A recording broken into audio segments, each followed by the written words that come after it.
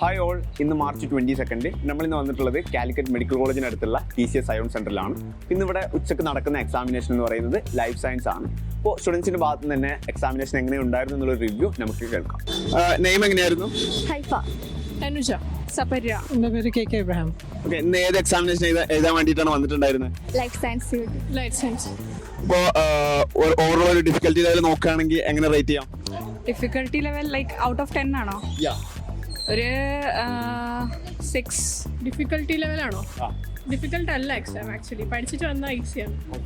ഇതിന് മുന്നേ ഞാൻ സുവോളജി എക്സാം എഴുതിയായിരുന്നു. അത് പഠിച്ചു വന്നിരുന്ന കുറച്ചും കൂടി ഈസി ആയിട്ട് എഴുതാമെന്നായിരുന്നു എൻ്റെ അഭിപ്രായം. പക്ഷേ ലൈഫ് സയൻസിൻ്റെ കേസ് എടുക്കുമ്പോൾ കുറേയൊക്കെ ഓപ്ഷൻസിൽ നമുക്ക് അറിയാം ഇതാണ് കറക്റ്റ്, എന്തെങ്കിലും ഒരു മാറ്റർ അറിയായിരിക്കും ഇതിനുള്ളിൽ ഇതായിരിക്കും കറക്റ്റ് എന്ന്. പക്ഷെ അതെന്ന് വെച്ച് കഴിഞ്ഞാൽ അതേപോലത്തെ 2-3 ഓപ്ഷൻസ് ഉണ്ടാവും. 4 ഓപ്ഷനിൽ 2 ഓപ്ഷൻ ഒരേപോലത്തെ ആയിരിക്കും. ഇപ്പോൾ ലൈഫ് സയൻസിൽ നമ്മൾ സിലബസ് ഒക്കെ നോക്കുന്ന സമയത്ത് ഒരുപാട് ഏരിയാസ് വരുന്നുണ്ടല്ലോ.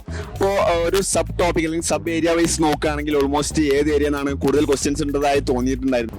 മോളിക്കുലർ ബയോളജി ഉണ്ടായിരുന്നു, പിന്നെ ബയോടെക്നോളജി, ഇമ്മ്യൂണോളജി, മൈക്രോബയോളജി എന്നാണ് ഒരുവിധം കൂടുതലായിട്ട് കണ്ടത്. ഞങ്ങളിൽ കൂടുതൽ ബയോടെക്നോളജി ആയിരുന്നു മെജോറിറ്റി ചോദിച്ചിട്ടുണ്ടായിരുന്നത്. അതെ, mostly out of molecular biology and biochemistry. ബാക്കിയുള്ള animal science, life science, chromatic structure അങ്ങനെ ഒരുപാട് സബ് ടോപ്പിക്സ് നമ്മുടെ സിലബസിൽ കണ്ടിട്ടുണ്ടായിരുന്നല്ലോ. അപ്പോൾ അതിനൊക്കെ ക്വസ്റ്റ്യൻസ് താരതമ്യേന കുറവായിരുന്നു.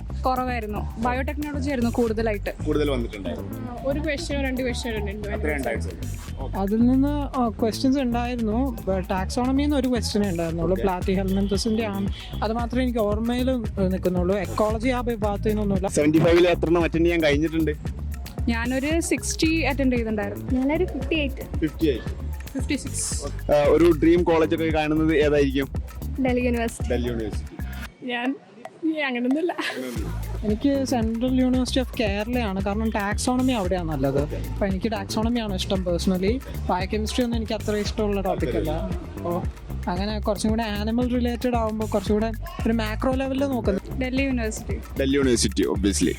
ഓക്കെ, പ്രൊപ്പോസൽ പ്ലാറ്റ്ഫോമിനെ കുറിച്ച് കേട്ടിട്ടുണ്ടോ? കേട്ടിട്ടുണ്ട്. ഓക്കെ, ഏതെങ്കിലും വീഡിയോസ് ഹെൽപ്ഫുൾ ആയി തോന്നിയിട്ടുണ്ടോ? ഞാൻ ഇതുവരെ വാച്ച് ചെയ്തിട്ടില്ല, ഞാനിങ്ങനെ സോഷ്യൽ മീഡിയ വഴി കണ്ടിട്ട് മാത്രമേ ഉള്ളൂ. ഓക്കെ, തീർച്ചയായിട്ടും ഒന്ന് ചെക്കൗട്ട് ചെയ്ത് നോക്കാം.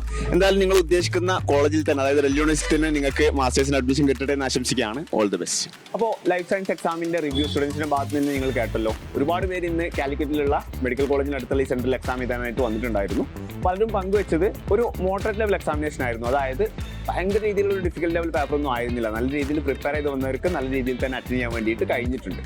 പിന്നെ മറ്റൊരു കാര്യമായിട്ട് പറഞ്ഞത് ബയോകെമിസ്ട്രി അതുപോലെ തന്നെ ബയോടെക്നോളജി റിലേറ്റഡ് ക്വസ്റ്റ്യൻസ് താരതമ്യേന കൂടുതലായിരുന്നു. അതുപോലെ തന്നെ പ്ലാന്റ് സയൻസ് അതുപോലെ തന്നെ അനിമൽ സയൻസ് റിലേറ്റഡ് ക്വസ്റ്റ്യൻസ് കുറവായിരുന്നു എന്നുള്ളതും സ്റ്റുഡൻസ് പങ്കുവെച്ചിട്ടുണ്ട്.